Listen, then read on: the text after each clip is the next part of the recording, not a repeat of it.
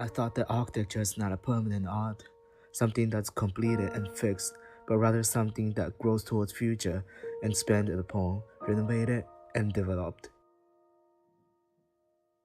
Elstar's Union Point Smart City proposal provides smart city experience with mixed-use development in the South Boston. But is it really smart? The idea of smart city isn't just a 21st century idea. The old Soviet had their example, and so does the post-war Japan. In early 1970s, Japan began their post-war construction under Tange's lead. The amount of land that needs to be built, political transformation, and impact of industrialism on society is much similar to today's Union Point. Instead, today the society faced the impact of artificial intelligence instead of industrialism. Le Corbusier found Zion in 1928, and he's a strong believer of Taylorism and Marxism. In the age of machine, he believed that mathematics contains the ideal formula for living. Under this design logic, relationship between space and people has clear definition. Every space corresponds to each actions. People-action-space became a direct linear relationship. The traditional way of designing spaces is still affecting Union Point. Looking to the surroundings, each zone has a clear definition and a clear boundary, and also each zone has a single clear function. However, in contemporary times, the principle of age has been shifting from machine principle to life principle. Meanwhile, the architecture of the age of machine expressed function. The architecture of the age of life expressed meaning. The development of the technology changed our habits. As the action of the space became more complex, in this era, different groups of people need different flexible space that can satisfy their spiritual needs. Thus, smart city blocks should be dynamic in order to adapt people's needs. Zion was always been Japanese architects' role model back in the day, but later on, in 1959, Zion disbanded because of the disappointment towards the Soviet avant-garde architecture and modernism. Young Japanese architects began to seek their own architecture style, which turned out to be metabolism. It wasn't quite successful, but metabolism did lift us an important idea, the idea of indeterminacy, compared to modernism, where it assumes that ambiguity remains simply because science has not yet advanced to the point where the mystery will be solved. Metabolism admits that ambiguity is an essential part of human, so rather than forcing people into a mold, they decided to design for uncertainties. Yes, metabolism did fail, but what we can learn from their failure. 1. Metabolism is a work for the entire organ system rather than one single organ. Therefore, the scale of a metabolism project should be in the urban scale rather than a city block. 2. The movement has to be implemented in architecture in order for a successful metabolism process. The architecture of the age of life will be architecture open to regional contexts, urban contexts, nature, and the environment. It will move towards a symbiosis of architecture, symbiosis of nature, and symbiosis of human beings, which symbiosism will be belief about symbiosis of architecture and people, architecture and urban contexts, and symbiosis between cities and cities. Symbiosism will have 3 phases. Phase 1. This phase will mainly cover symbiosis of architecture and urban contexts. Using the given information to generate the prediction of movement and also the activity during different time period. Those data will lead to design of the fixed movement system.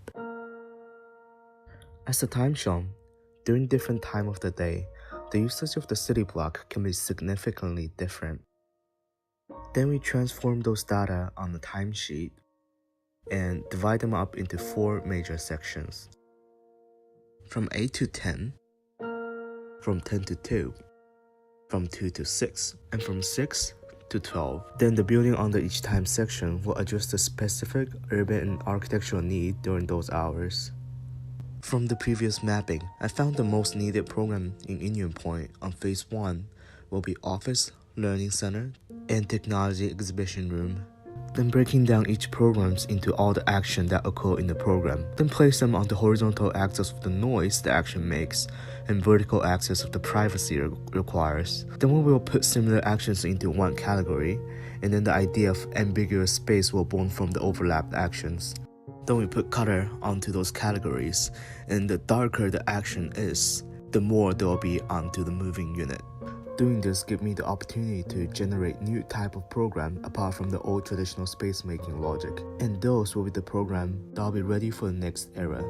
Following the logic, we're then able to make a combination of programs based on needs. For example, at 10 a.m., we can plug a lecture unit onto the office room so that it will become a meeting room, and also plugging a lecture unit onto a library will make a classroom. There will be 3 types of module systems. The first one will be functional office modules, which is easy to move and attach to different modules and rather private. It starts with a basic square office space. Then people can attach different units onto it, such as meeting units, and it's able to expand.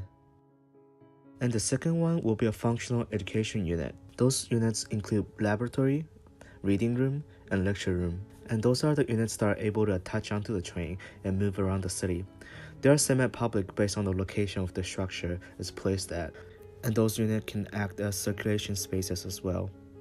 Third type will be experiential public space that grow onto other units. Those modules provide public space such as exhibition area and resting area. All of those modules will be able to move on the structural system, and combining different units can provide entirely different spatial experiences. On top of the symbiosis of architecture and urban context, Phase 2 will cover symbiosis of architecture and people. After the system in Phase 1 is fully developed, we then can give people the right to design the building. One can order different units, and the building can also make real-time adjustment based on the live data. Then the building in this phase will truly achieve the goal of smart city, which is building that's able to adopt the human's habits. The third phase will activate symbiosis in regional scale, the symbiosis between cities and cities. Symbiosism will expand towards surrounding city using the railway system, as it will able to affect much larger area than traditional buildings.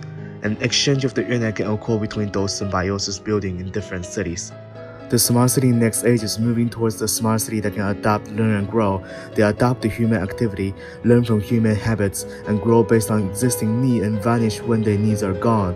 And the principle of architecture for those smart cities are symbiosis of architecture and people, symbiosis of architecture and urban context, symbiosis of cities and cities and cities and cities. And this is Symbiosism.